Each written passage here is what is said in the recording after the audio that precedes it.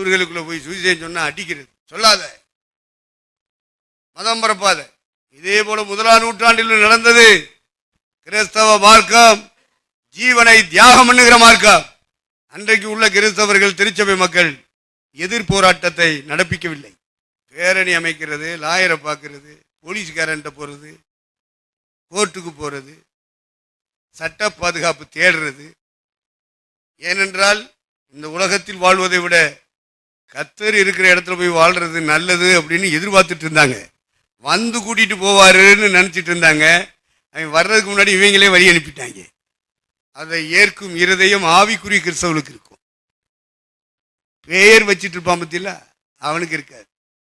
பேருக்கு முங்கி ஞானசானம் எடுத்துட்டு நானும் பெந்தோஸ்காரன் சொல்லிட்டு இருக்கான், அவனுக்கு இருக்காது. ஆவியிலே பிறந்தவன் ஆவிக்குரிய கிறிஸ்தவன், ஆவியின் அபிஷேகத்தை பெற்றவன் ஆவிக்குரிய கிறிஸ்தவன். அவனோடு கர்த்தர் இருக்கிறார்.